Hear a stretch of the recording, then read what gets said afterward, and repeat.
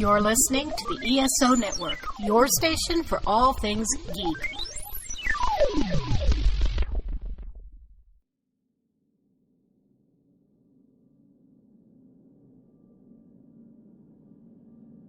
Hello, boys. Let me see your steps for the double bill this week. David Lynch drives over a noon on Mulholland Drive.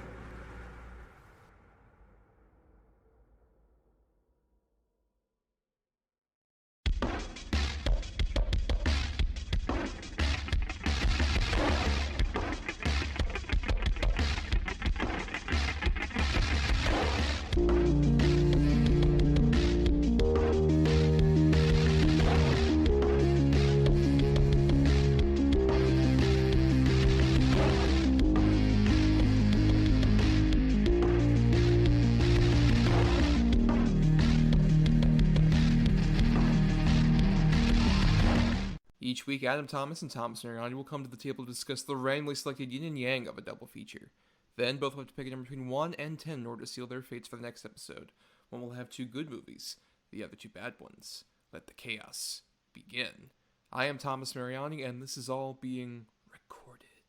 And I am Mada Samat. Oh, I get it. It's like your name backwards. Yeah, right? yeah, like the fun stuff. Yes. Like, very appropriate for the show tonight, where, if you don't know, everybody, this is your first episode. This is a double-edged double bill, where every week Adam and I cover a randomly selected good and bad feature. We pick those at the end of every episode, so at the end of last week's episode, we ended up picking a good movie and a bad movie related to our topic for this evening, which we decided, it's the end of the spooky season. It's a shame, Adam. We're coming up on Halloween here. It's such a bummer, but I know. But we do usually like to cover, amongst other things that we've done this particular month, a horror-themed director of some sort. And we had our patrons, patreon.com/GEDBpod, vote between 2 choices of ours for that. And they end up between Wes Craven and the ultimate winner, which is David Lynch, which some may argue he's not as much of a horror director. Would you argue that, Adam? I'd say he's a definitely cerebral sort of horror director. Yeah, because you can't look at Eraserhead or even some of his other works and be like, oh, that's not horror. Like Eraserhead's horror. Like that's a horror film. Yes. There's no question. And there's a lot of horrific elements in even both of the movies we're talking about tonight and Lost Highway and all those other ones. Like I consider him firm, maybe a toe in the horror genre. Just stapling him to horror is just kind of like limiting Lynch in general, just because Lynch is just like a whole genre in of himself. Like people use Lynchian a lot as a term. It's really hard to like narrow down even like someone else doing something quote unquote Lynchian. Like there's obvious like surreal stuff, but even David Lynch is his own corner of being surreal. David Lynch is a one of a kind guy. Like, yeah, there might be people who idolize him or even use some of his tricks and things like that. But there's never been, or I'd argue probably ever will be, someone quite like a David Lynch. Yeah, it's hard to really, like we mentioned, like really categorize him down. But where was your first exposure to David Lynch? What was the first thing you remember at least seeing or becoming aware of David Lynch as as a talent? Like I knew of Twin Peaks and obviously I knew of Dune and all that, but I didn't realize it was all like the same guy.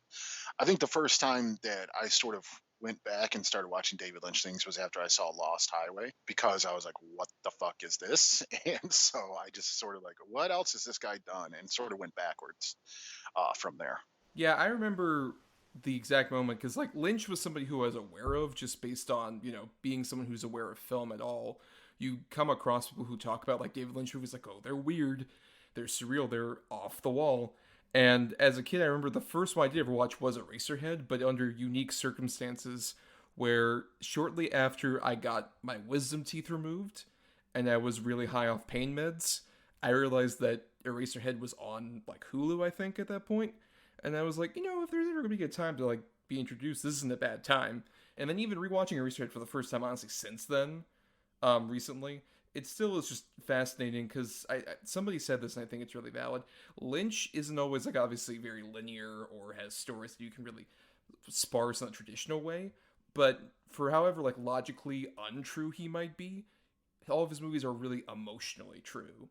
Like he always describes his like thought process. Oh, I had this feeling, or this image in this dream, or some of this other stuff. And when some people say that it could kind of come off as just pretentious, it never does with a Lynch. It just feels very earnest, and it feels like in a way like you're kind of sharing that emotion with him while watching certain movies of his. No, I definitely agree. And the other thing about David Lynch movies that I find rings true is whether it's a linear plot or you find it nonsensical or something like that, there's always part of it that you're able to project yourself into as well, like something that you can identify with, be it a character type or some kind of tragedy that might be happening on, or just a general feeling of uneasiness you might have shared at one point. His movies they're nutso, they're bizarre, but it's very easy to sort of identify with a lot of it. We'll test that with one of our features tonight because, like I mentioned, we ended up picking a good and a bad feature at the end of our last episode for this one. And we ended up with, for Adam had the 2 bad picks, and we ended up with Dune, which will be interesting given when this episode's coming out. And then we had my good pick, which was Mulholland Drive. So first we'll go ahead and talk about our bad pick, Dune. You are about to enter a world where the unexpected, many dangers exist on Arrakis. the unknown, an incredible secret has been kept on this planet, and the unbelievable meet. I see 2 great houses, feuding. Where kingdoms are built on earth that moves, We have Wormside, the likes of which even God has never seen. and skies are filled with fire. The prophecy which will cleanse the universe and bring us out of darkness. Dune, a spectacular journey through the wonders of space and the mysteries of time. Dino De Laurentiis presents Dune, a world beyond your experience, beyond your imagination.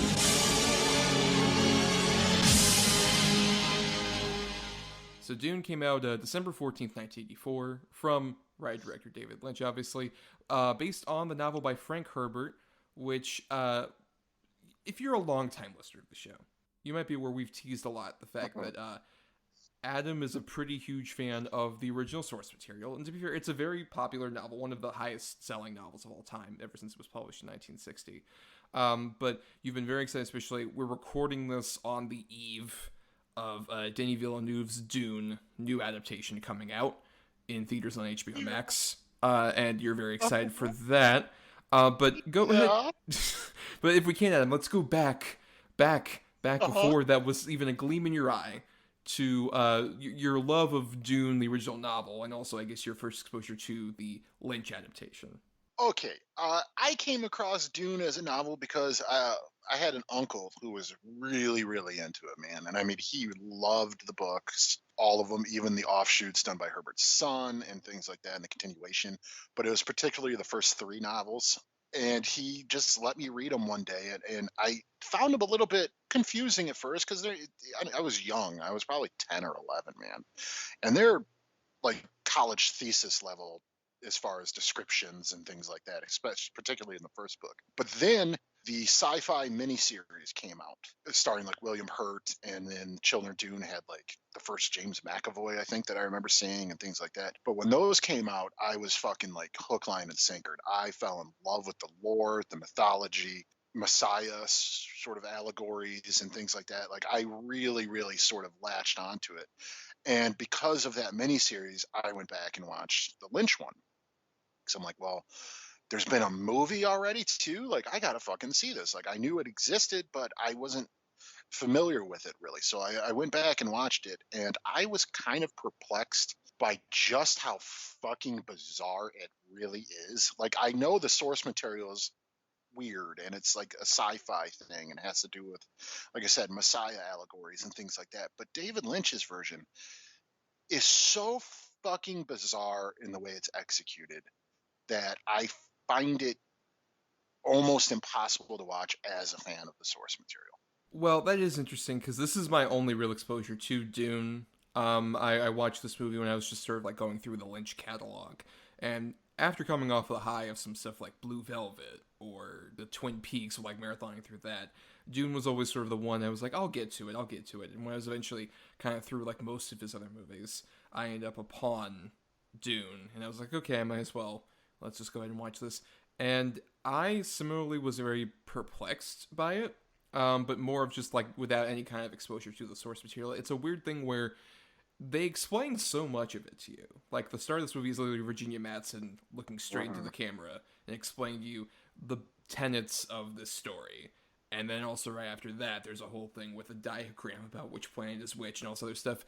And it's a weird thing where they're explaining so much to you, but because it's so much, it's the sensory overload where as you're getting new information, the stuff that you just learned is getting dumped out for that new information. 100%. And a lot of that has to do with the sort of non-stop inner monologues that happen in this.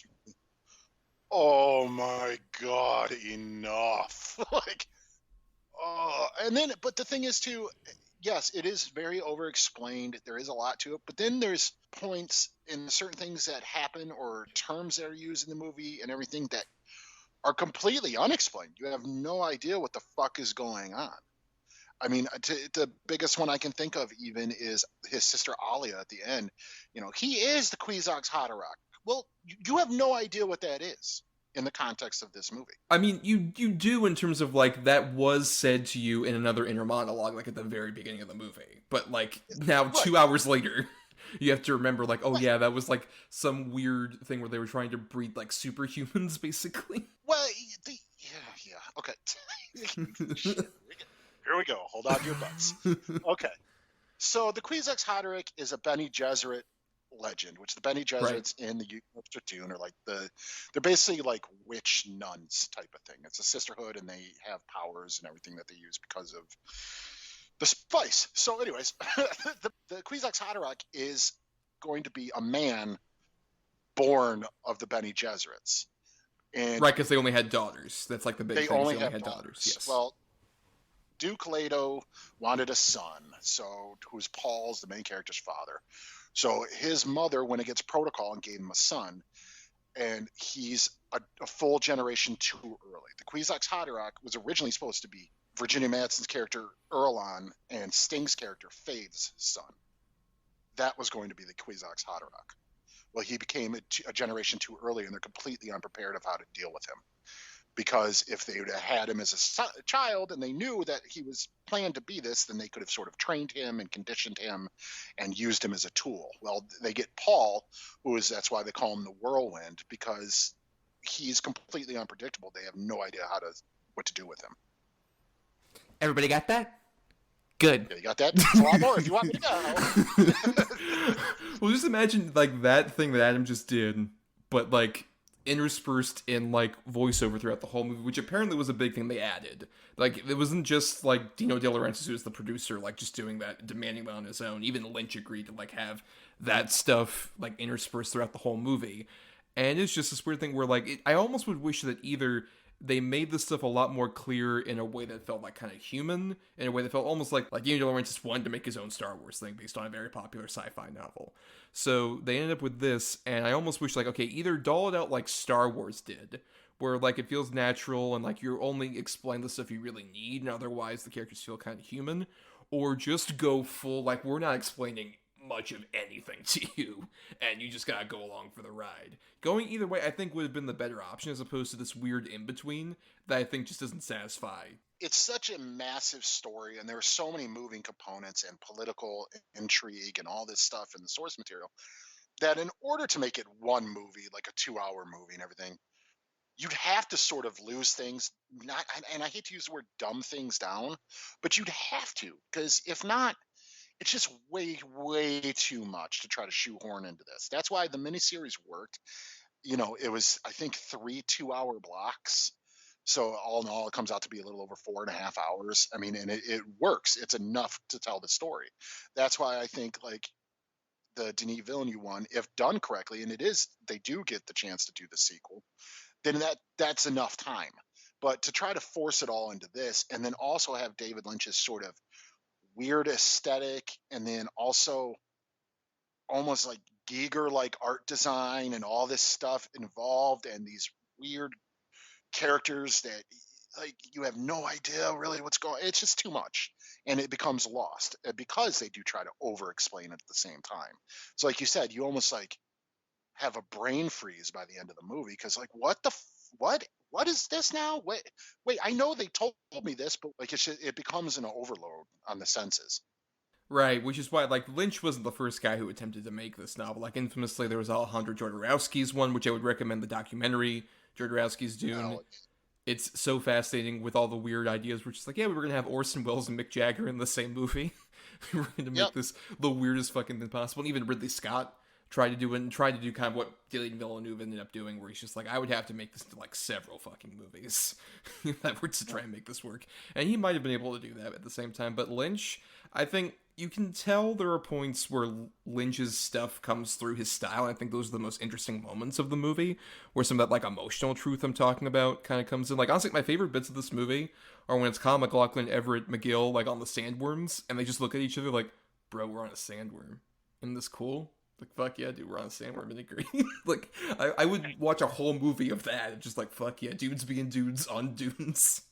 Right, like, check it out, bro. Yeah, it's fucking great, man. And then, and the other thing, too, that I do give this movie props for, even though it looks bad, but the use of the early superimposed computer sort of effects for the suits, when they're knife fighting. Right, when they become Minecraft characters, yes. 100%. I mean, it looks ridiculous, but still, that was brand new technology at the time. And that's the other thing about this movie too. As crazy as this movie is, a lot of the sets are gorgeous. The costuming's pretty fucking legit. The creature designs, even though I hate the way some of them look, they still look good. Like, it's still done well. It's just there's almost too many moving parts at once. Yeah, I mean, I could definitely agree that I think the grandeur is really sold at the same time, that, like, you don't really get what's going on. You can still see, like, well, this is big. Like, you can really tell even the differences between, there's the Atreides and then the Harkonnen. Like, I love even the way that, like, their actual different worlds look so different, where the Atreides are much more, like, regal, and you can tell by, like, how the sets look that it just feels like almost this is, like, royalty, versus the Harkonnen are living this, like, desolate, urban, shitty setting that looks almost like if the fucking Emerald City from Wizard of Oz became like a trash heap of a place. You can tell, like, even just those things clue you in more than any of the over-explanation does about, like, where we are with these people. Yeah, right. 100%. Yeah. And, not for nothing, I like Kyle MacLachlan a lot. But fuck, is he boring in this movie. And you got to follow him. And then you got Sean Young, who's boring in this movie. That's the thing. Everybody in this is kind of bored, I'd say, except for the Harkonnens. They're all so over the top. Yeah. Like the Baron and Sting and even the Beast Raban. Like, they're so over the top that they're the ones that are having fun. Everyone else feels like they're on a fucking Valium. I don't know. I would argue there's a few other people. Like, I would say I mentioned Everett McGill, or especially Patrick Stewart is having as much fun being Patrick Stewart's way over the top. Yeah, Everett McGill's, I always forget about him. And every time I see him, even like nowadays, People Under the Stairs or Under Siege 2 or Silver Bullet, I always forget that he was fucking Stilgar in the David Lynch Dune. Like, it's just so bizarre to me. Sting, Kenneth McMillan is the guy who plays the Baron, and Paul Smith, who some might recognize as Bluto from Popeye, amongst other things, a big burly dude. They are having the most fun, especially Sting, obviously, which is coming in with the underwear. Amazing entrance for anyone to have in a movie. But also the way he says, like, I will kill him. He was the thing that stuck out to me when I watched this the first time, and I was so confused. Like, Sting is having so much fun with that kind of part, even though how small it is. Or even, like, the Kevin McMillan with the way he's just floating around. I do love the effect of him floating around because you can't quite see the wires. And it just feels like he is actually literally weightless in the middle of, like, this weird environment. And of course, also, another great thing about this movie is the hairstyling, particularly the variety of eyebrows in this movie. Like Brad Dourif's eyebrows, and then I love that they give them the red lips and all this stuff. Like they just look ridiculous. They look so silly, but I'm kind of here for it Yeah. because they're the mentat. They're the mentats. Oh shit! Here we go. Hold on to your butts. Okay. So, like Brad Dourif's character is considered a mentat. What a mentat is, they are human, but they've spent generations training their minds to be like living computers. So they're the like ultimate strategists or teachers or whatever you need them to be. They can adapt to any situation mentally. So basically, they're just big nerds.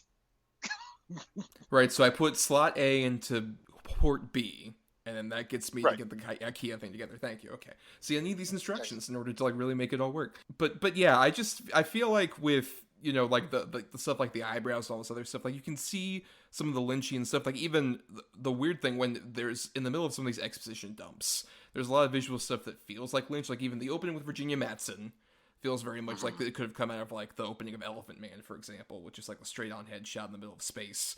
Or there's stuff like the whenever we have those big montages, especially like it's like an hour and a half into this movie, we have the whole thing where Kyle MacLachlan meets up with Sean Young's people and becomes basically like the king of their people. And there's a long elaborate montage about like, oh, and then Kyle MacLachlan's mother gave birth to his sister early, and it turned out she had all the powers of the witches. And there's all those shots like the fetus and all this other shit that looks bizarre and crazy, but feels like this is Lynch exercising his own weird habits. Yeah, 100%. And this movie too, again, for a Dune fan, it reminds me of like, I know it sounds crazy to compare it, but like Shyamalan's Last Airbender, to where every name is mispronounced, and it fucking drives me nuts because in the book there's clear indication how to pronounce the names too.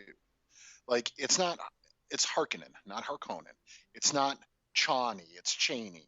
You know, just it's silly things like that. But I'm still like, oh, just drills on the ears. And the other thing too. All right.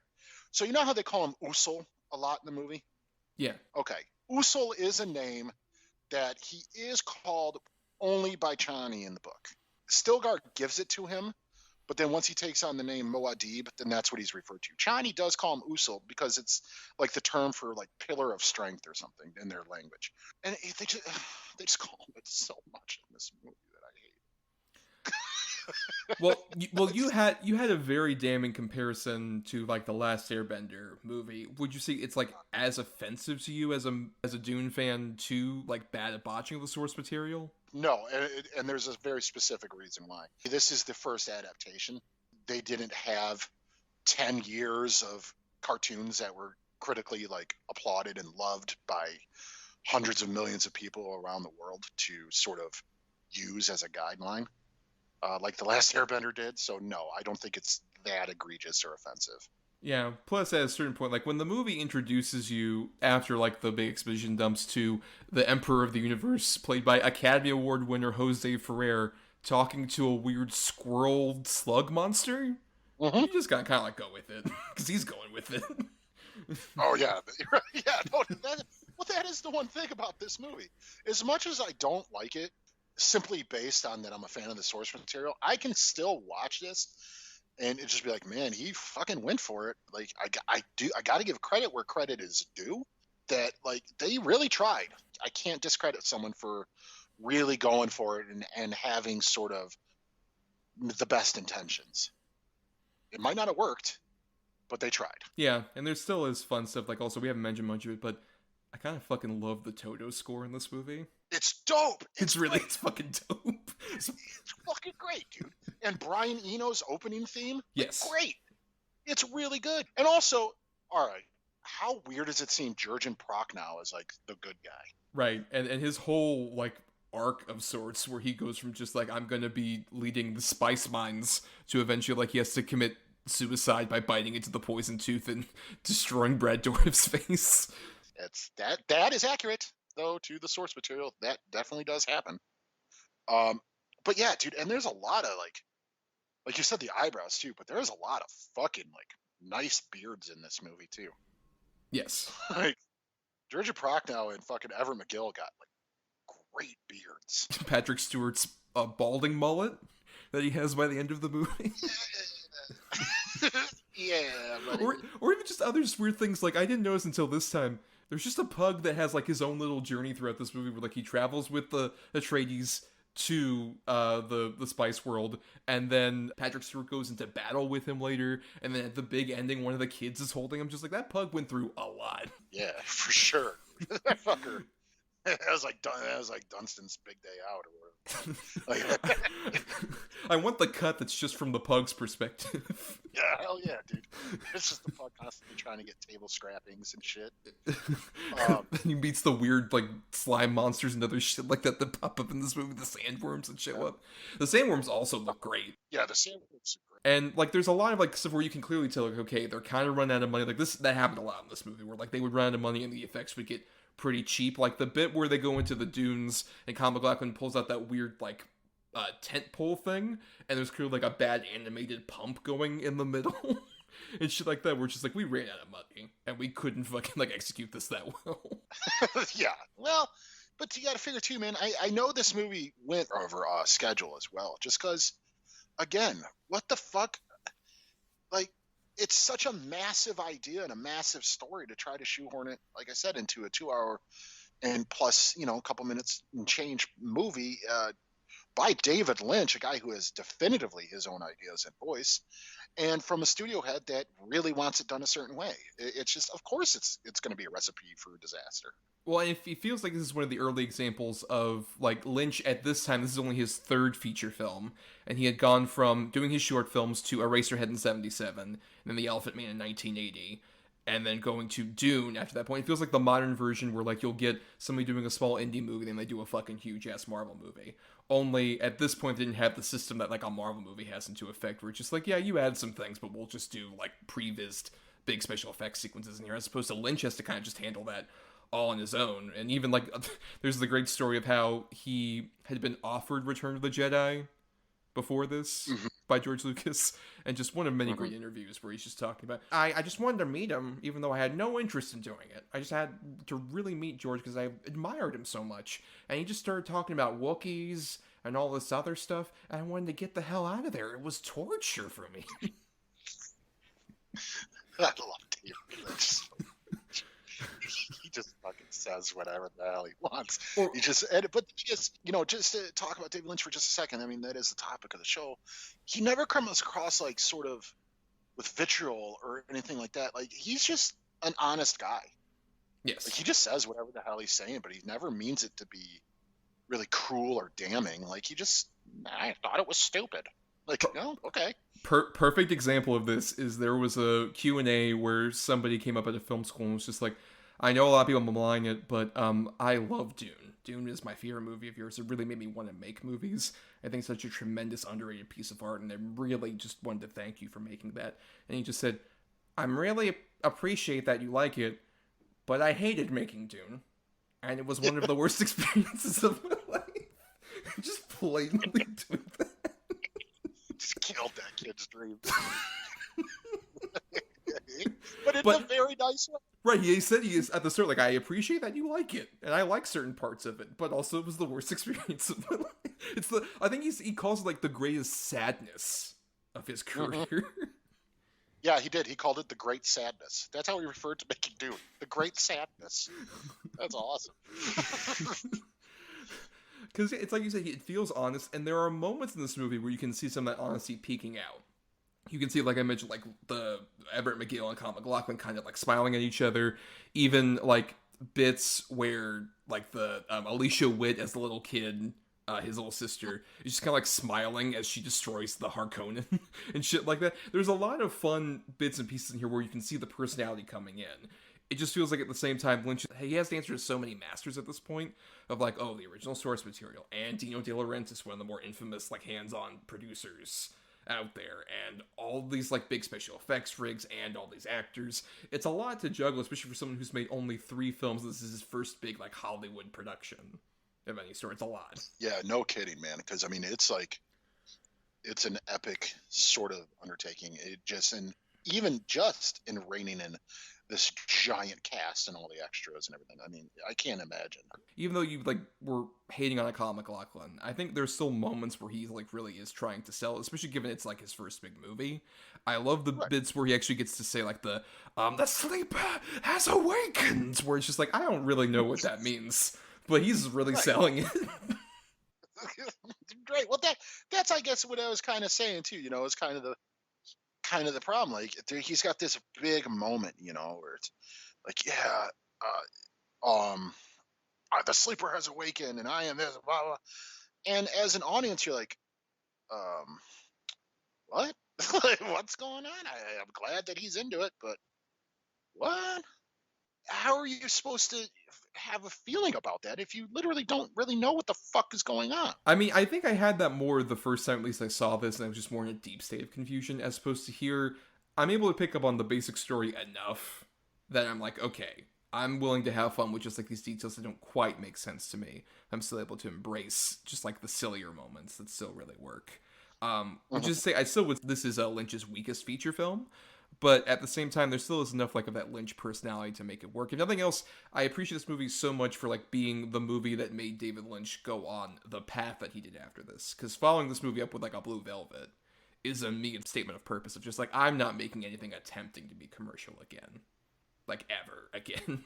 And even like when you get to a Twin Peaks, that's like weirdly his most commercial thing because like that first season was so massively popular, but it is still just so distinctly David Lynch. And if anything, that's probably my weakest, like, in terms of, like, bigger project his is the second season, in terms of how much they had to completely just serve the masters of, like, oh, you have to reveal who Laura Palmer's killer is, and all this other shit, and then after that second season of Twin Peaks gets so fucking rough.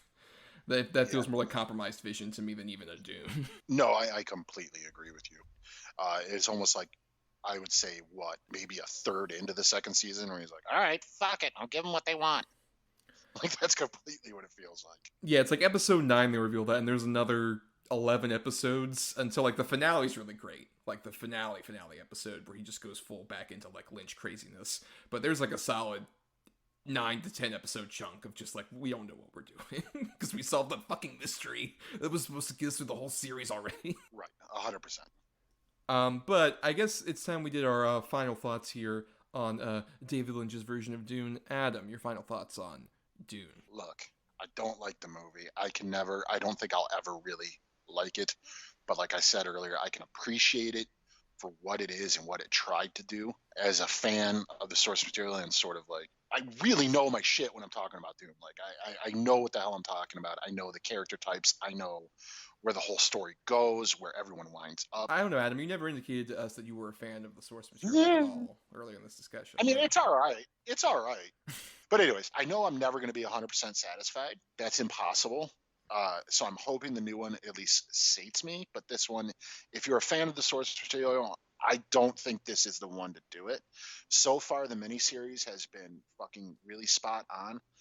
But I'm hoping the movies, as far as like a big Hollywood production, even take it a step further. But if you're a David Lynch completionist or even like weird sci-fi movies and things like that, then you might enjoy this one. I don't know.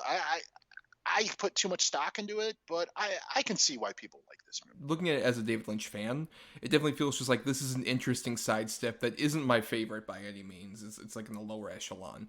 But at the same time, David Lynch has never made something where I don't see a bit of his personality still peek out, even if it's like the lesser versions of like what I enjoy about him. With something like this, it at least feels like, okay, there's, if not David Lynch kind of like surreal stuff, there's big attempts at spectacle and also just so much exposition dumping that it just feels like, okay, this is a huge giant mess of a movie. But we've talked about plenty of like huge giant messes of movies. Few of them managed to feel at least this massive and this grand in scope, despite the fact that, you know, there's so much going against the director at that time, which I think is a real testament to Lynch, that like he's still able to make this feel grand and epic despite being almost incomprehensible at points. You can still at the same time be sucked into individual sequences. Like, we didn't even talk about it much, but that whole sequence with the Gom Jabbar test is admittingly, it's this sequence where, like, I get the stakes of it immediately, and then I'm able to, like, really embrace the weird surreal images as he, like, puts his hand in, he feels fire and burning and all this other stuff. And then by the end of it, he pops out, just like, oh, look, it's fine. And it's totally cool. Like, there are sequences like that where I get individual stakes, even if, like, the huge overall picture is fuzzy. Like Brad Dourif's eyebrows. It's very, very fuzzy. But before we get into our next feature, here's a promo for an ESO show you can queue up right after ours. Okay, promo for the Flopcast. Let's go. First, I need an adjective. Naked. Need a noun. Wombat. Place. Woonsocket, Rhode Island. Number. 251. Okay then, the Flopcast is a naked podcast about cartoons, music, comics, movies, and wombats. Find us on the ESO Network and flopcast.net. Go ahead and listen to it in Woonsocket, Rhode Island, 251 times. All right, now let's jump into our good feature, Mulholland Drive.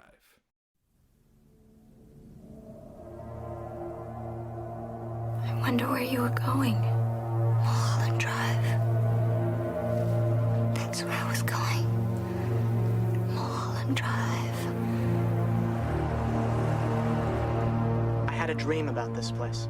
Tell me. There is no band, and yet we hear a band. Someone is in trouble. Something bad is happening. Could be someone's missing, maybe. That's what I'm thinking. Silencio. Silencio.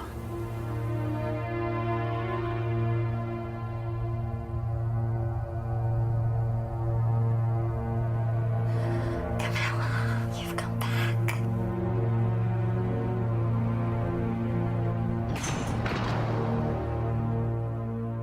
So Mulholland Drive came out October 12th, 2001, and has a very interesting production history in its own right. This was originally conceived by Lynch in 1999 as a TV show, and he originally shot a lot of this as a pilot movie, and he had planned like a whole series of events that would happen later, and he gave it to the ABC executives, and they said, no, we're not going to do this. Which is after, keep in mind, Lynch had done both Twin Peaks, which obviously was like very huge in its first season, kind of like infamously sputtered out in the second, and also a weird sitcom about 30s radio programmers called On the Air that aired for 3 of its 7 episodes, I believe. So this was him trying to return to... Yeah, there's a reason you haven't heard of it before. It's a very obscure thing that most people are not aware of. But this was him trying to return to TV. And when that ended up getting scrapped by ABC, he ended up filming some stuff afterward, particularly in this movie. It has a lot to do with like the romantic relationship that occurs between the two characters, and then what ultimately happens after the blue box shows up. A lot of that was what was shot later after the fact. And I was not even aware of that when I first saw this movie, that it was originally the TV pilot. I'm curious, Adam, could you even see it at all as a TV show in any form? I mean, no, but let's put it this way. If it's only handled by David Lynch, then yeah, fuck it. It makes sense that this would be a David Lynch TV show. But it's just, I don't know, man. Like, it's fucking, I don't know. I don't know where you would go with this. Like, it'd have to be like a one season. You couldn't get like a Twin Peaks out of this, I don't think.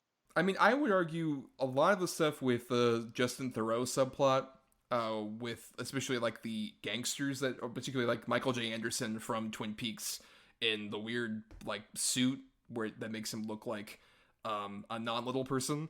I think there's a lot of that stuff where it feels like this could be told as a mystery potentially, like the fucking cowboy, all that other shit. That feels like that could be a David Lynch Twin Peaks style like recurring thing. Like, you aren't gonna find out what it is, but it's like the recurring antagonists that like are constantly underneath like Mulholland Drive, as it were.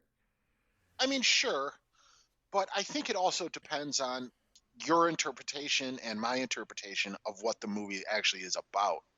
Might vary, so there might be a reason why you could see it and the reason I can't. Are you saying there's no straightforward way to like think of this particular movie or many David Lynch movies, Adam? I'm telling you, I'm telling you, I can almost promise most people see a different type of thing when they watch this movie. No, yeah, it's. I mean, that's a big thing with this movie. This went like many David Lynch movies. This one came out and instantly sparked so much conversation, from at least what I can recall. Like, even I remember I wasn't as cognizant of who David Lynch was when this movie came out, but I was at least aware of like some of the imagery, particularly the poster. and people talking about, like, does it make any sense? What is this? What's going on? I could say it would spark a lot of conversation, especially in the way that, like, Twin Peaks also did when it came out and some of these other things. But, Adam, speaking to that, maybe not less your interpretation, but what are your thoughts on Mulholland Drive? Is it your favorite of Lynch's movies, or how do you feel about it? It's probably my favorite Lynch movie. It varies between this and Blue Velvet quite a bit.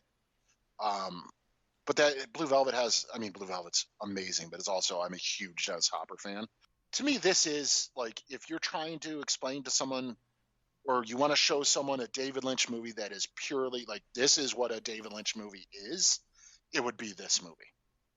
To where there's mysteries upon mysteries and weird sort of double meaning behind everything, and this weird duality to most characters, and just, it's so wonderfully acted pretty much across the board. It's 100% my favorite Naomi Watts, like, ever. She's fucking phenomenal in this movie. But I love the score, the cinematography, the weird characters that show up, particularly the cowboy, the scamp character behind the diner. It's just, there's so much weird symbology in this movie, but it's just, at its core, just a movie about how Hollywood fucks actresses over, and how it's just, when we're done with them, we're done with them. And that's, I mean, even talking about the general public for the most part too. And it's just what, at least in my opinion, what these women go through, and what sort of the fantasies they create to keep themselves alive, or keep themselves sort of sane in a weird way. It's just, yeah, I think this movie's kind of perfect. I've never given it a perfect score, and I don't know why, but I can't. But it's pretty perfect. Yeah, I would say it's my favorite of Lynch's movies, and nothing else, because it kind of speaks to what I talked about earlier, where, like, Lynch's movies have this sort of emotional truth to them that you can find, and I find so much emotional truth in this movie, where, like, I haven't been in every individual experience that's going on in this movie, but at the same time, I feel so much of, like, the individual moments so much, like, particularly so much of the stuff where the characters are talking about, oh, hey, there's this dream I had, or there's this feeling that I have. In other places that could feel, like, so stilted in a way that feels like you're kind of taken out of the experience, versus this movie, I think, has so many stellar examples, like particularly the big early moment that I think signifies this movie as a horror movie at the Winkies diner, which is, like, the moment's also become, like, a meme and all this other stuff, with, I believe, the actor's Patrick Fleischer, I believe, who's, like, a great character actor. Yeah, Patrick Fleischer. And this whole experience was just, like, talking about, like, oh, you know, it feels dumb, but I had a dream about this place, and you were there, and I was going through all this, you know, these specific details, and then eventually getting to the moment where you see Bonnie Aarons' character behind the dumpster is one of the best jump scares in cinematic history. It is such a terrifying little isolated set piece in its own right. It's just a great example of, like, surreal filmmaking in the way where, like, it's a horror sequence, but also has, like, the Hitchcock suspense thing of, like, you know what's gonna happen. Like, you're aware that, like, there's a bomb underneath the table, to quote the Hitchcock thing. And here, it's just like, yeah, you know that he's gonna get up and he's gonna go over to the dumpster and the monster's gonna pop up, but you are not prepared at all for what that thing looks like. Yeah, no, completely. It's absolutely terrifying. What also makes it super effective is sort of the lack of sound that happens.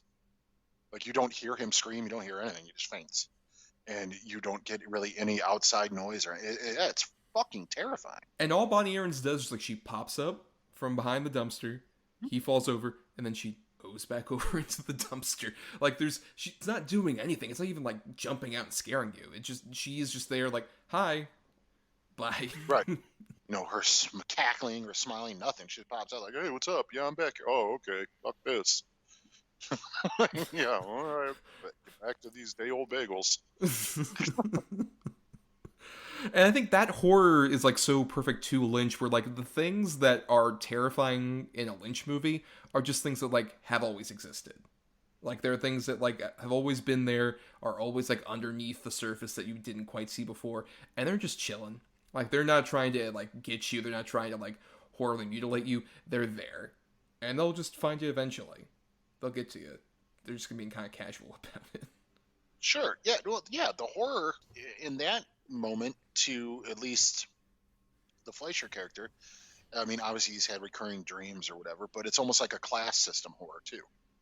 Where there are these sort of Hollywood guys and blah blah blah, and then there's this seedy underbelly they want to pretend doesn't exist, and instead of them being sympathetic to its needs, it's terrifying to them. Yeah. By the way, I'm sorry. His name is Patrick Fischler, not Fleischer. Fleischer. Oh, Paul Fleischer. Is Paul Fleischer the guy from Demon Knight? No, that's Charles Fleischer. But I mean, there's a bunch of other people that pop up in this cast. Like, people only show up for even like one scene. Like Robert Forster shows up at the very beginning when like the big car crash happens.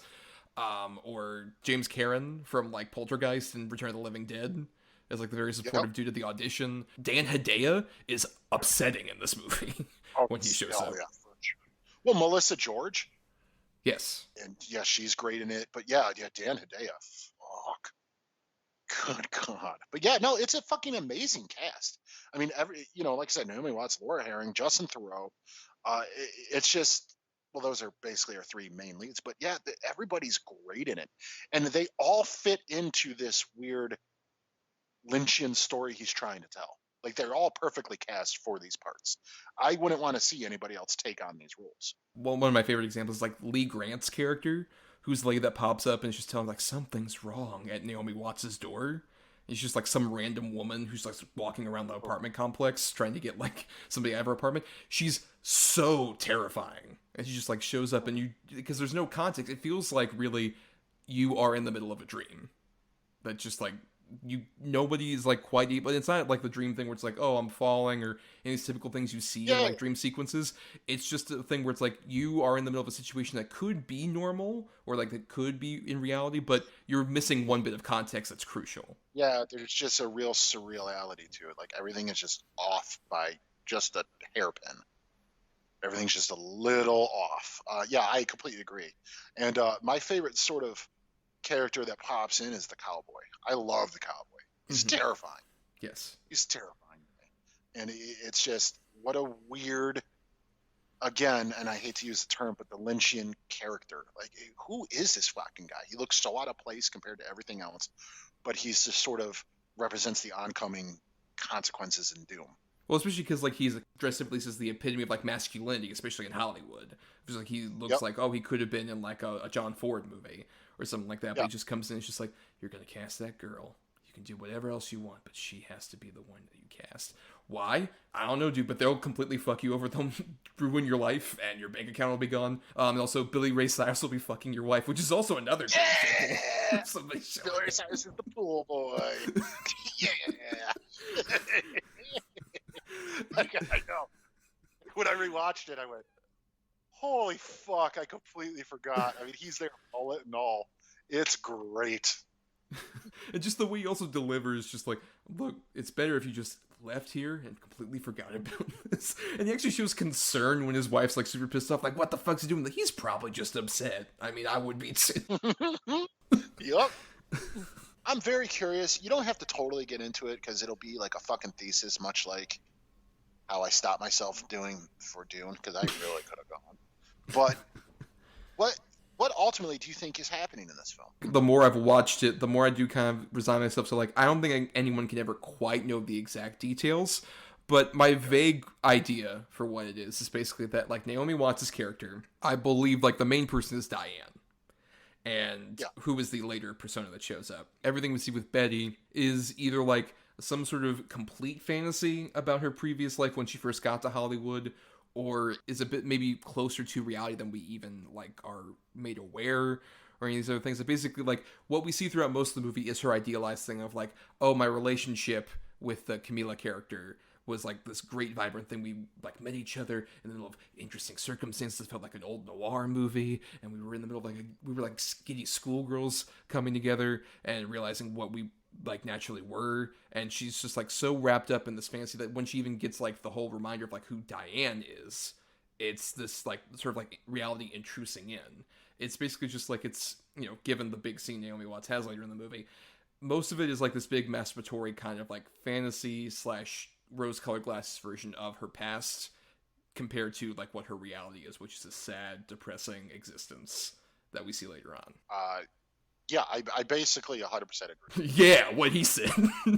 No, I do. No, I think it's ultimately Diane in almost like a drug-induced fantasy, if you want to call it that, of ultimately her projections of what she wishes could have happened, and then sort of the guilt, paranoia, and fear of what she's ultimately done by hiring sort of the hitman and all that stuff, sort of projecting in, and certain times, like I took it like the scene with the scamp and things like that are almost like where her sort of subconscious is trying to wake her up and snap her back into reality. Right, where she'll then just say, "Oh, there goes gravity." Of course, yes. That's Right. what. Yeah. But ultimately, the opening of the box causes everything to crash down and her to sort of wake up. Yes, I can see that, but I've seen other interpretations that are also interesting, like the idea that Diane and Betty are actually two separate characters and they kind of like merge together in like parallel universes, basically. Like this is like the folding together of two different parallel universes that are similar, but just different enough to where everything just eventually explodes by the time we get some of these surreal elements. It's because it's just like kind of like reality caving in on itself. I've heard that interpretation. I've heard even the interpretation that like the earlier thing is like the movie that they were both auditioning for, and then it contrasts with like our actual reality. There's so many different ways you can interpret so much of this movie, and I think that's kind of why it works so geniusly. But at the same time, even if you just take it at face value, it's a fascinating, surreal, bizarre ride that you're just immediately hooked into. I mean, yeah, maybe. I don't know. Yeah, agree to disagree. But again, that's the thing. And even Lynch went on, has said that he wants every sort of viewer to take their own interpretation of this movie, and we're all right. And whatever your opinion is of what's happening, if it works for you, then that's what happened. That's fucking a really bold sort of statement and choice to make, but I like it. I do also love how he'll occasionally just say certain things where like he'll indicate what his own personal perspective on a movie is. Like another great interview clip where he's talking about like, people don't really see it, but I believe Eraserhead is my most religious film. And the interviewer's like, do you want to elaborate on that? No, I don't. Yep. No. Yep. No. Not at all. What's a Wookiee? And I think it's also interesting because like finding out about like behind the scenes stuff from people who've worked with Lynch is fascinating. Where like Naomi Watts, like there's a great interview on the Blu-ray Criterion Edition Blu-ray that I have. We haven't done in a while. Yes, quite. Yes.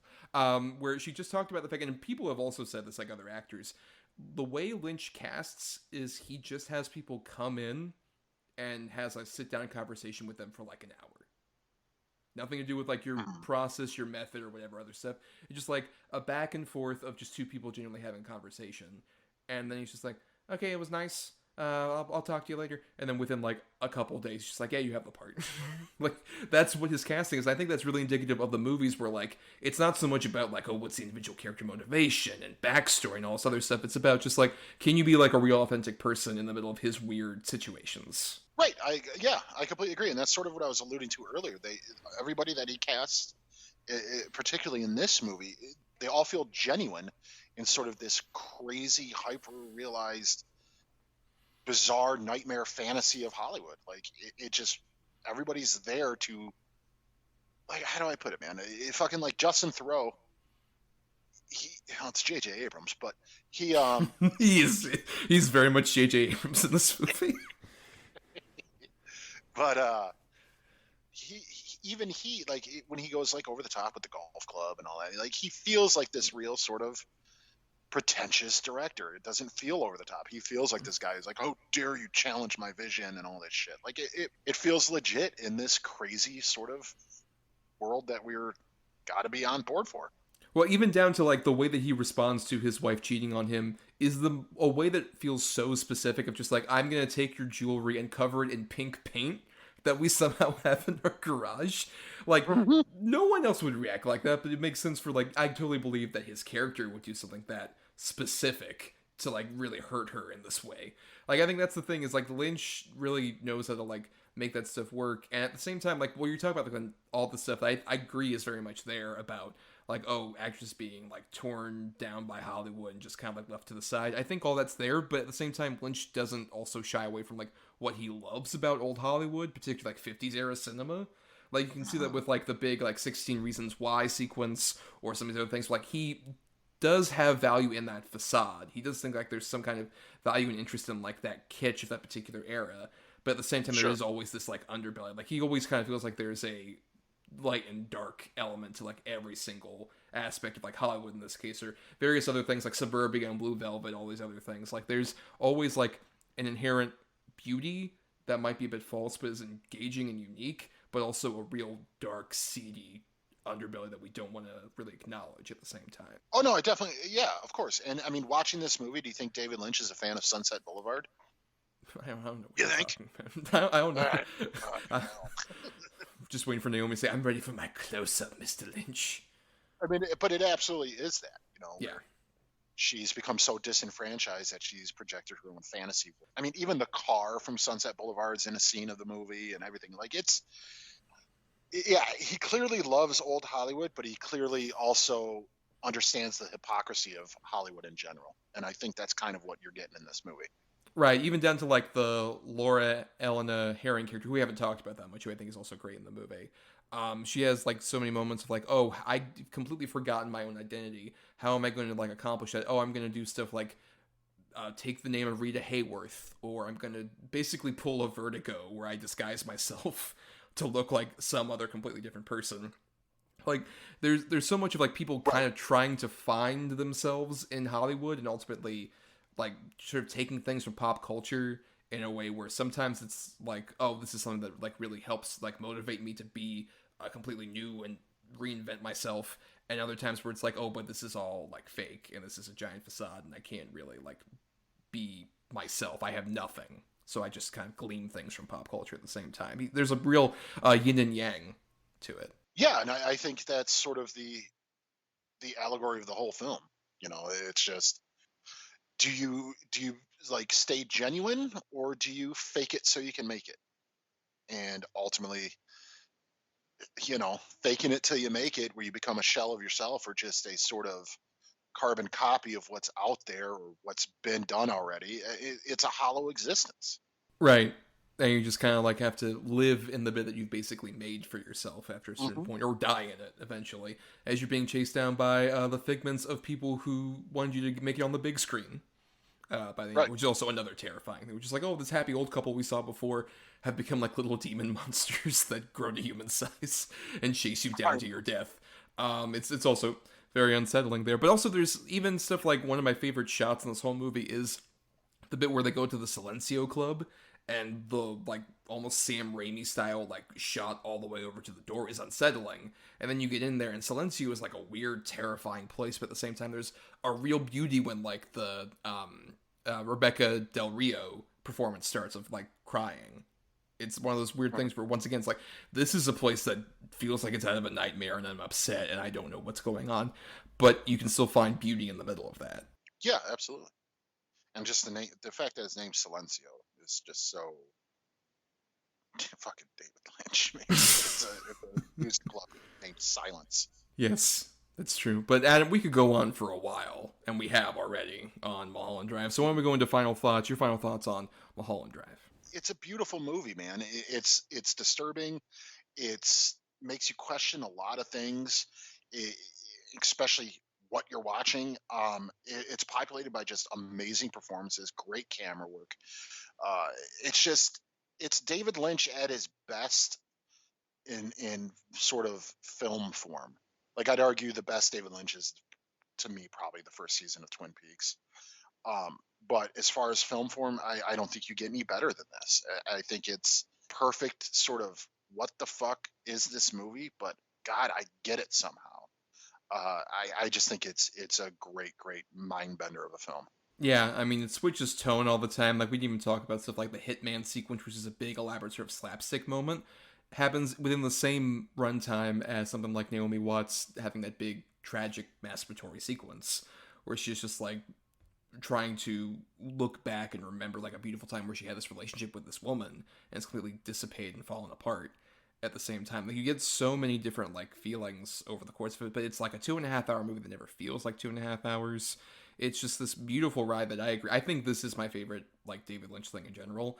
I think it's because it's, like, the best example of what it is to be, like, emotionally true, even if you don't understand every single detail. At the same time, it has so much of that great mix of like the horrific, monstrous ugliness of like film and the beauty that can be inherent with being cinematic at the same time. There's so much like push and pull, and I agree, like all sorts of great performances. Naomi Watts is so great, and it's such a bummer that her career has turned into movies that'll come out at film festivals briefly and get a bit of Oscar buzz and then just get kind of dumped to like straight to VOD kind of thing. That's basically her career at this point. It's a bummer because she's such a talented actress, and particularly in this movie, she's able to go from like this wide-eyed, beautiful, like just girl right off the plane, just like I can't wait to make it in Hollywood, to the completely embittered and tragic woman by the end of it. It's such a stunning like display of her range as an actress, and the range of like everybody else here as actors for sure. Mulholland Drive, definitely a great example of surreal cinema. I like Naomi Watts too, but what was that one fucking movie we watched with the little kid from It? Oh, Book of Henry, yes. Oh, fuck. Okay. Well, a little bit of black in her ledger because of that movie. To be fair, there's a fair amount of black in her ledger.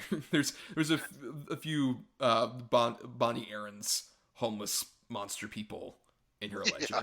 I would say, which like we've been talking a lot about Bonnie Aaron's recently from last week and all sorts of stuff. One of the great suit actresses of our time.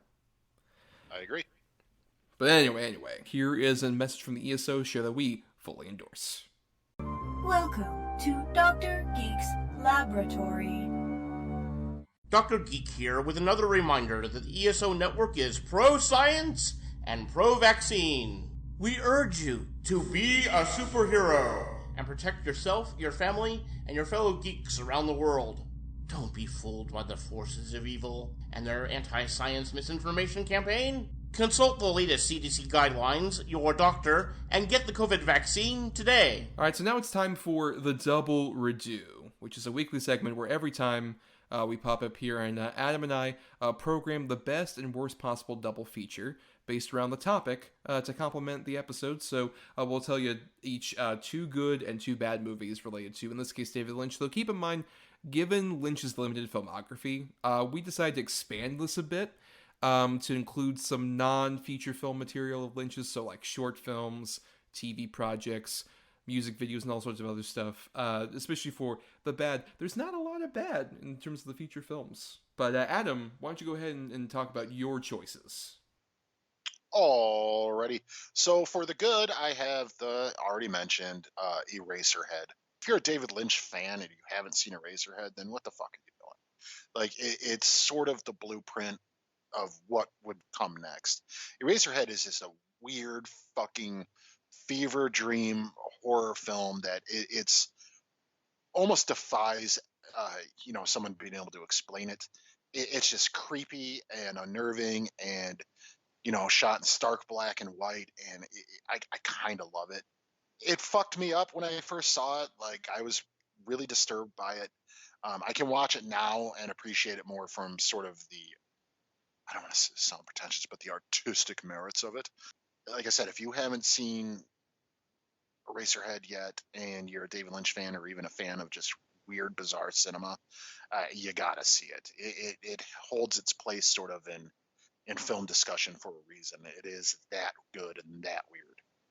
And then my other one, I have a David Lynch produced film that was actually directed by Werner Herzog, based on sort of like a true crime event. It's called My Son, What Have You Done?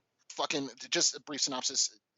This guy who's a theater actor murders his mother, and you're trying to figure out why through the whole movie. And it's a great cast. The lead guy is Michael Shannon, but Willem Dafoe's in here, Brad Dourif's in here. It's a really, really dark tale into the psychosis of one man and sort of what set him over the edge. Not a lot of people have seen it. I did have some festival play in a very limited release, but I think it's a really good movie. It's a little bit of a slow burn. It's Werner Herzog, but I really, really do enjoy it. And then for the bad, I have that Netflix fucking thing with him and the monkey. What did Jack do? The thing is, it's David Lynch, so he kind of can do whatever he wants and gets away with it. But I watch it and I got nothing out of it. I thought it was just kind of a waste of time all around. I found it very sort of boring and just not even kitschy or funny on an absurd level. I just thought it missed the mark all around for me. I know there are a lot of people who hate it. There are some people who like it. To me, I fall firmly in the hate it sort of category. And then the other one I have, which is to me one of the oddest choices he decided to do, and stuck with it, I think for the entirety of its 3 to 4 season run, where David Lynch played Gus, but it might have actually been David Lynch, the bartender in the Cleveland show, the Seth MacFarlane show. Very weird, because I mean, it looked just like David Lynch. It was obviously David Lynch's voice. And I mean, it perplexes me that he would tie himself to something like that. The paycheck must have been great, because it's a terrible show. I mean, it's Seth MacFarlane shit. It's full of racist and homophobic stuff, and it's no good. And I just don't understand why David Lynch was even a part of it, and for as long as he was. Yeah, the Cleveland show. Remember when that was the thing, guys? That was the thing that existed on airwaves for about 3 or so seasons. Yeah, I watched a bit of the Cleveland show because there was a point where I did watch Seth MacFarlane stuff. I probably stopped around the time of like the Cleveland show. And I think that was just a weird example of kind of like MacFarlane does that in his other shows, where like on Family Guy it was Adam West popping up as the mayor, or Patrick Stewart popping up as like the lead CIA guy in American Dad, which is like, let's get a recognizable actor to play this weird, goofy part that shows up like once every couple episodes, basically. Sometimes that would be kind of funny with like an Adam West in particular on the Family Guy, but with like the Cleveland show one, it felt like it was just like that show in general, like a copy of a copy of a copy. I didn't see the What Did Jack Do thing until right actually before we recorded the show, just because like I never actually watched the whole 17-minute short.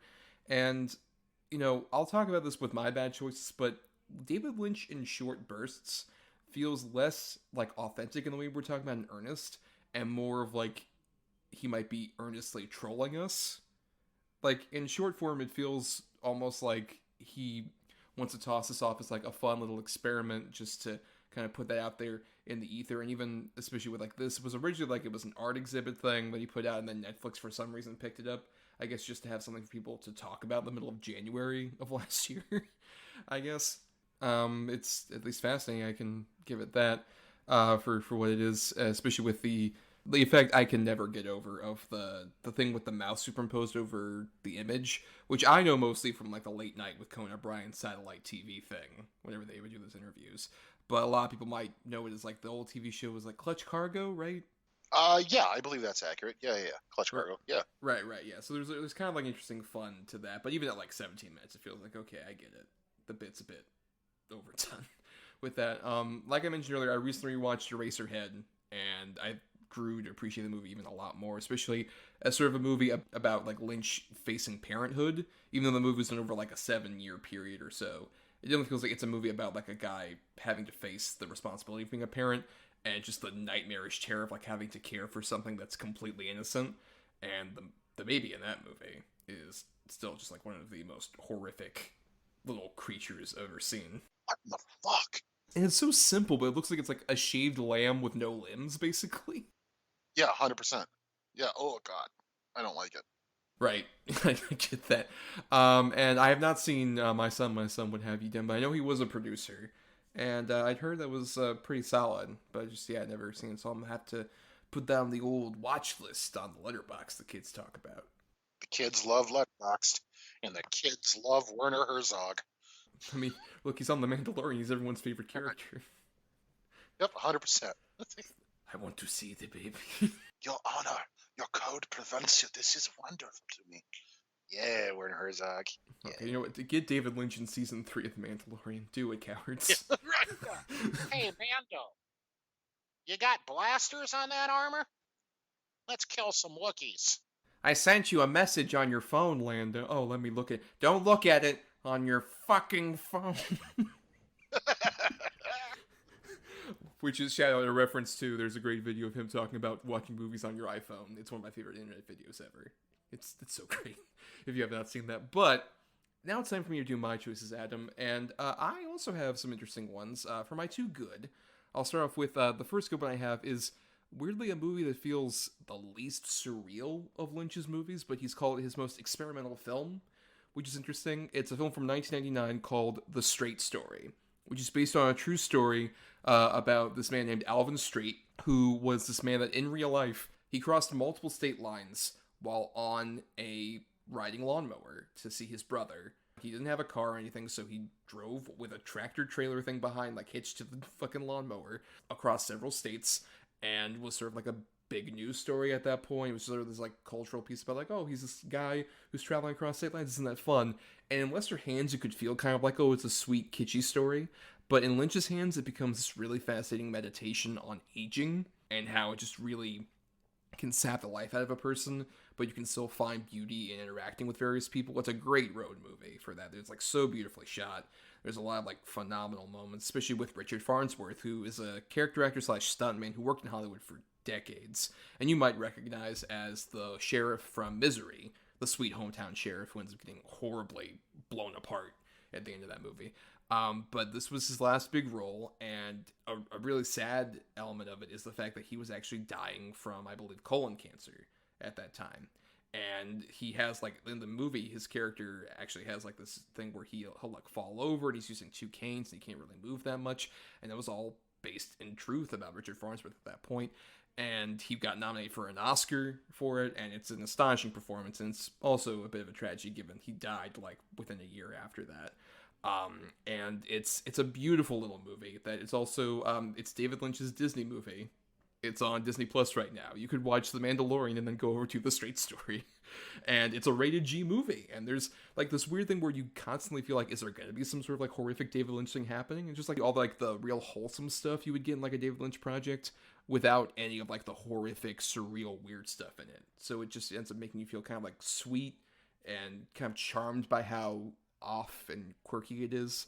It's a really special little movie that I think has gotten lost in his filmography. The other good pick I have is Twin Peaks The Return, which some people have debated like, oh, it's a 17-hour fucking movie or whatever. I won't go that far, but I want to say that, one, I think that's my favorite season of Twin Peaks. I love the first season a lot, and season 2, as I mentioned, is very weird and odd, but Twin Peaks The Return, that third season, is such, I think, a stellar example of television. Particularly, I want to spotlight episode 8, which it's hard to like really synopsize an episode, but it has like I think the best mixture of that particular season, where like the first half of it is very much kind of continuing the story, like despite how surreal it all gets, you still have like a weird story that's going on throughout all of this, and in this case it has a lot to do with like the evil sort of doppelganger of the Kyle MacLachlan character. He plays several different roles in this season and follows a lot of him, and I guess like coming across evil in Twin Peaks in the form of like these sort of monstrous creatures that show up that are humanoid. Second half is sort of the origin story of those creatures,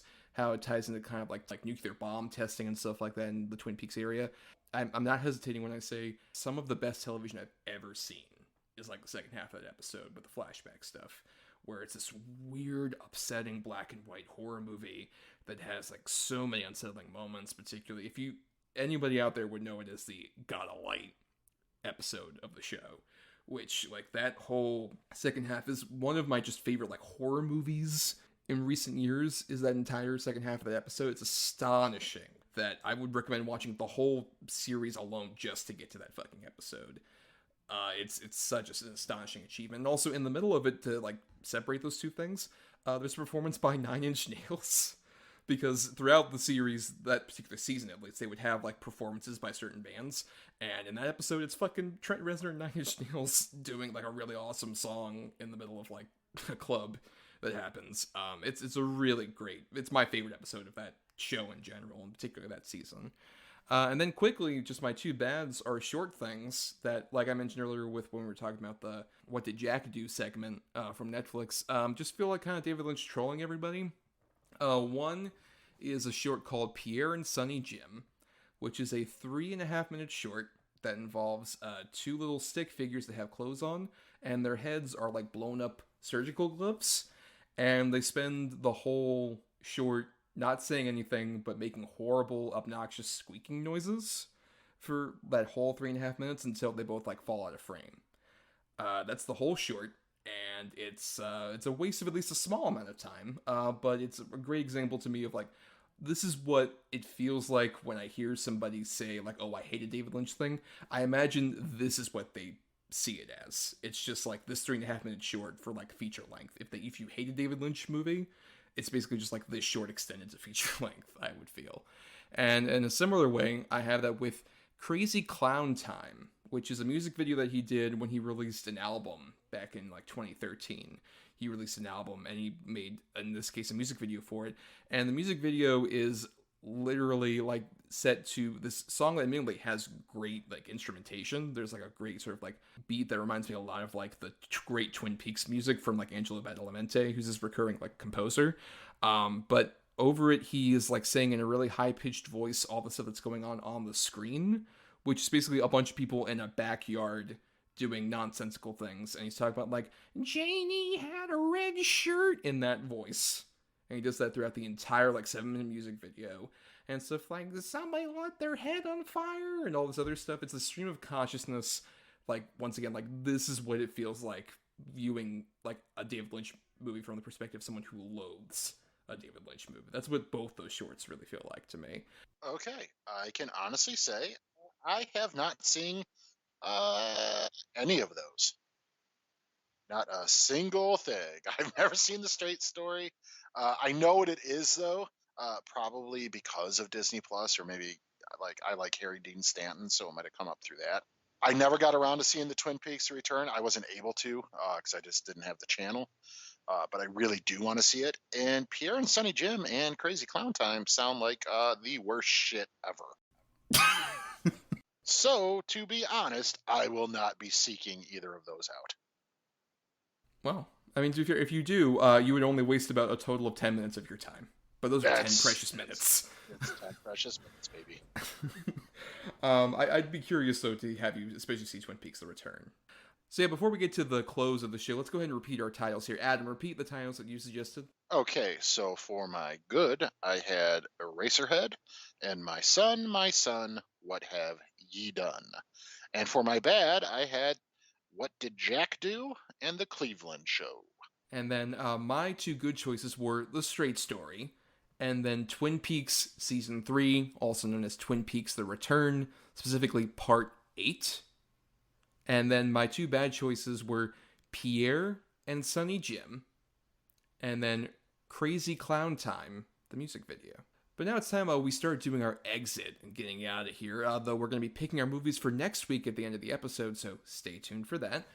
In the meantime, we want to thank Chris Oliver for the intro and outro music used in our show. Listen more of his music at chrisoliver.bandcamp.com. Thanks to Christian Thorlally for the art for our show. Follow him on Twitter at Night of Water, that's night with a K, _of_water, for more of his great artwork and a link tree where you can find his Instagram and stuff like that. And also thanks to our Patreon supporters over at patreon.com/DEDBpod, where for just $1 a month, you all get to help us out by contributing to the show. In exchange, we offer stuff like bonus podcast episodes that are exclusive to the Patreon, that include, stuff like On the Edge of Relevance, where we talk about new movies that are in theaters or being released. And if there's any time to like get on board for like On the Edge of Relevance in particular, now's a pretty good time, because around the time this same week, if you want more Dune talk, we'll be doing one about the new Denis Villeneuve movie. Adam will go, I guess, even further. It's exclusive Patreon content for more of Adam explaining Dune to Thomas, along with also ones for Last Night in Soho that'll be coming up, and then also maybe Paranormal Activity: Next of Kin on Paramount Plus. Yeah, maybe. Yeah, probably. Why the fuck not? We're both very curious about that weird little thing that's apparently existing. And also, we'd like to do at least one monthly big special bonus podcast episode.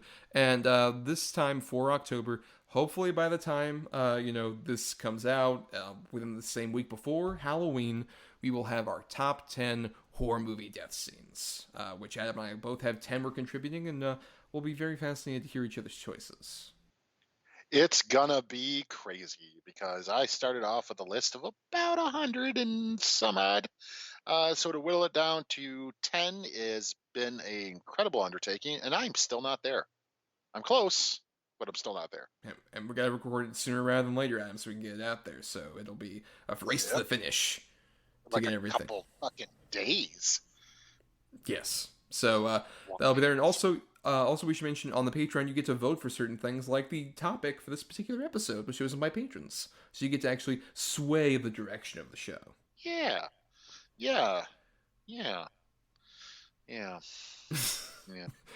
And for more of our great direction that Adam's very excited and optimistic about, you can find us on Twitter and Facebook at DEDBpod. And also you can submit feedback to us, doubleedgedoublebill@gmail.com, all spelled out.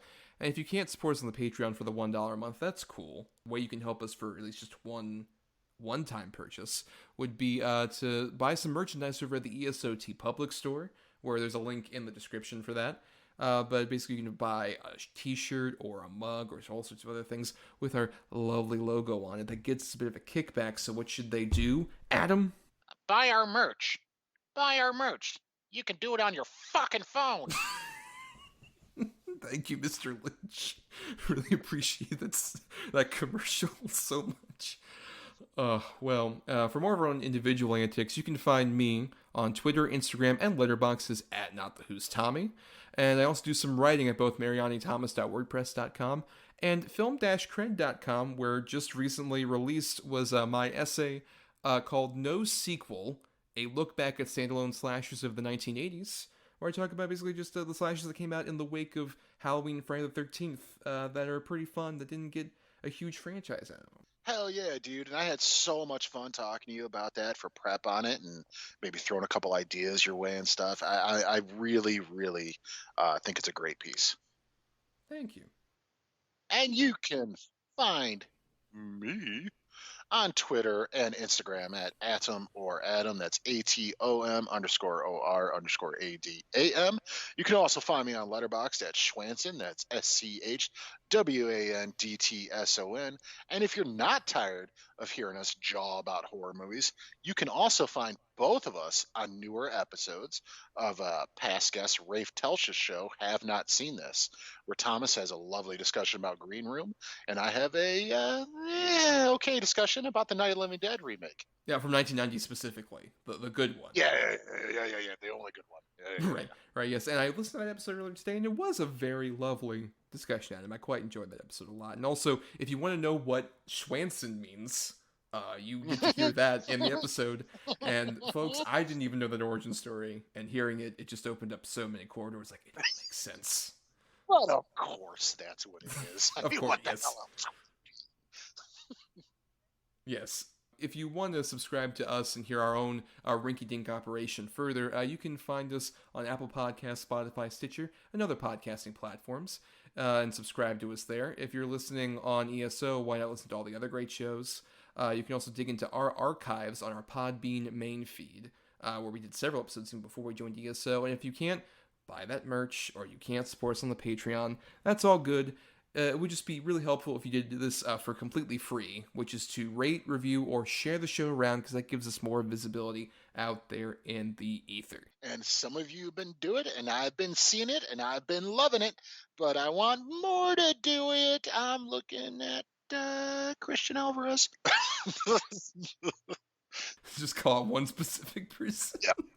Motherfucker. Share it.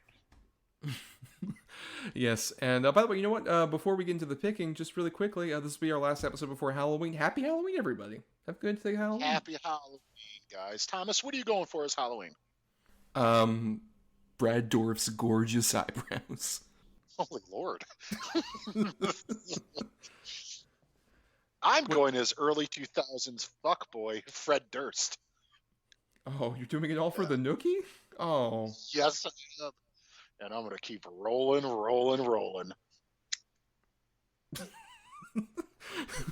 That sound effect. Perfect. Well, now, Adam, it's time we finally did our picking for next week. And as we mentioned, yes, we're getting out of the October season, so we're going back to a bit more of a regular episode this time, where basically Adam and I each have, we switch up on the quality for this, but one of us has 2 good movies, one of us has 2 bad movies related to whatever the topic is, and we assign numbers between 1 and 10 for each of those. And each week, the other person says a number between 1 and 10, and whatever that number is closest to of the 2 picks, that gets us our good and our bad feature. Though keep in mind, there's a special consideration here called the Godfather Rule, where Adam and I each have a single veto in our back pocket to use for one of the choices that we might hear. So, for example, since I have the two bad choices, Adam could pick his number, hear my choice, and say, actually, you know what? I'm going to take the cannoli at that point, which means he uses his veto. Can't have another one until May, when we'll be having our anniversary show.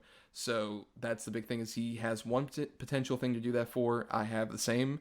So it could be used for next week's episode, which, in honor of a new Marvel movie is coming out once again, as if we didn't have enough Marvel movies this year.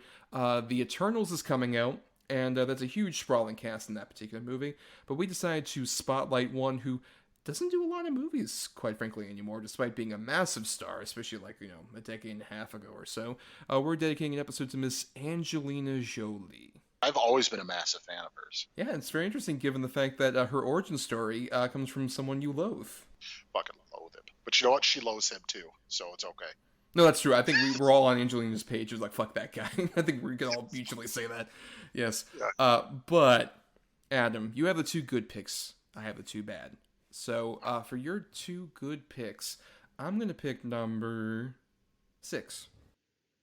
All right. At number 7, I think it's a visually stunning sort of, reminds me of like pulp radio shows and old comic books. I have Sky Captain and the World of Tomorrow. Very interesting. I did not anticipate that at all.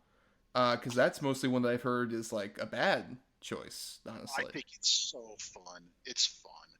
Is it, you might, if you can't watch Sky Captain and at least smile, then there's something wrong. Like, it's a fun movie. Do you want to take the cannoli? I won't, because I have not seen Sky Captain: The World of Tomorrow, so, yeah. I'm fascinated. Oh. Let's go ahead and go with that. All right. At my number 1, I have another movie that I really enjoy, because, again, I love the lore and the source material. I understand why people don't like it, but I still think it's probably the best telling of this classic story that's ever been done. I have The Zemeckis Beowulf. That's interesting. I would not have picked that as a good pick. But I went crazy with it. I went nuts with it. I'll give it this much. It is the only watchable one of those motion capture movies that he did, which isn't saying a lot, to be fair. When your other options are Polar Express or That Christmas Carol. It's not big. But Adam, for my two bad choices, pick number 1 and 10. Ah, fuck. Well, I'll go 2. Okay. Well, at number 1, I have a movie that was sort of an infamous punching bag when it came out. I think deservedly so, because it starred her and another big star of the time. I have The Tourist. Oh, fuck. That's not the one I thought you were going to pick. Oh, no. Oh, God. I've never seen it. Oh, I don't know. Well, Adam, you have that cannoli that you could potentially take. Do you want to take it? I'm going to go no on the same basis that you did, because I've never seen it. So, no, I will not take the cannoli. Okay. Well, my alternate choice, over on the other side, over there at number 10, I had another one that was sort of infamous for especially like a lot of the behind-the-scenes stuff. I've heard at least mixed things about it. I have Mr. and Mrs. Smith, starring her and her, at the time, a lover and eventual husband, and an eventual ex-husband, Brad Pitt. That's the one I thought you were talking about with the first one. I have, and it's fine. Yeah, I mean, it's... All right. Well, we'll go ahead and get into then Sky Captain: The World of Tomorrow and The Tourist next time. Oh, fuck. Yes, we'll get into all of that next time. But until then, everybody, I think it's time to end the podcast the only way you can with the David Lynch one. So, silencio. Chocolate starfish. What? It's a fucking Limp Bizkit thing. Oh.